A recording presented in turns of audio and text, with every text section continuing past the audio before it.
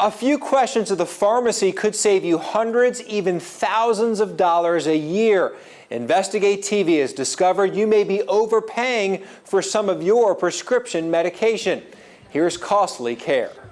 This small bottle of pills cost pharmacy manager Gerald Michel $31. The drug, a lower dosage generic of Viagra. That particular strength generally is used to help elevate blood pressure that is too low. But at checkout, the price on that $31 bottle surged. The pharmacy benefit manager told Michel's family-owned pharmacy to charge the customer $2,000. It's just unadulterated greed. Instead, the pharmacy filled the prescription, bypassing the pharmacy benefit manager.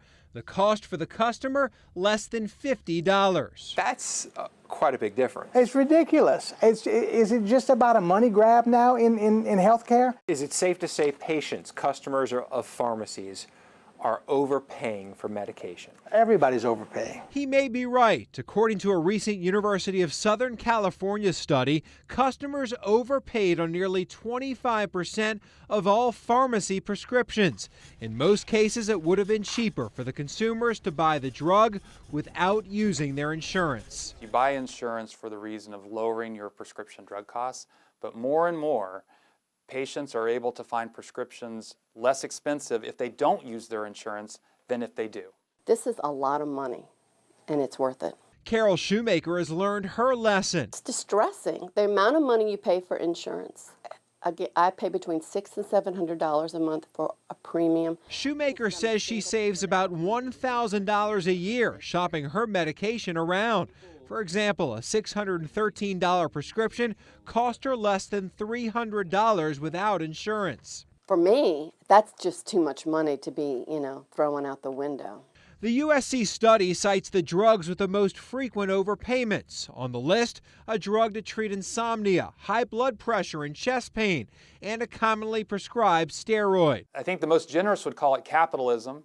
I would call it profiteering and greed in many cases because it's not a fair system. Doug Hoey of the National Community Pharmacists Association places the blame on pharmacy benefit managers, or PBMs. They are the wizard behind the curtain that is orchestrating all of the prescription drug pricing. The biggest PBMs, Express Scripts, OptumRx, and Caremark, little-known middlemen who set the price of drugs. There are companies that are smaller that are household names like McDonald's or Lowe's or Home Depot or big companies like that. You can add those companies together and they're still smaller than these PBMs.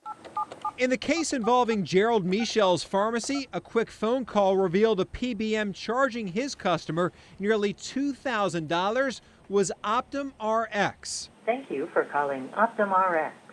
And that's who NBRx is. So you just called and that's Optum. That's Optum. So Optum United tried to overcharge this patient $1,900. That is correct. Optum is affiliated with the nation's largest health insurance company, United Healthcare. It drives me nuts. To save yourself money, start asking questions. See if your prescription would be cheaper without using insurance. Price it out at different pharmacies.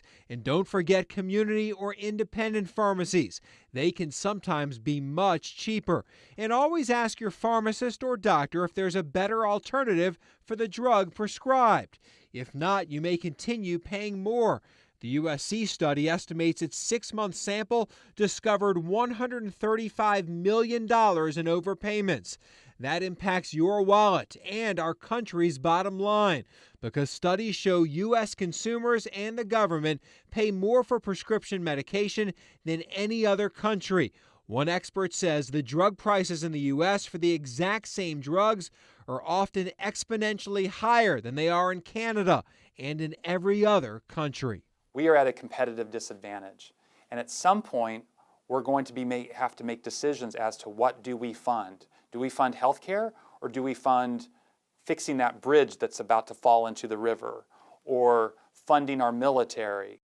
An Optum spokesperson tells us the copay amounts for the patients are calculated by the price the pharmacies enter on their end. In this case, they say Michel's pharmacy put in $8,200 for that prescription medication. The Optum spokesperson added if a member's copay is higher than the cash price that the pharmacy enters into the point-of-sale system, the consumer should pay the cash price. Adding if the pharmacy is not accurately entering their cash price, they are in violation of their contract with us. But multiple pharmacists say what Optum told us is not true.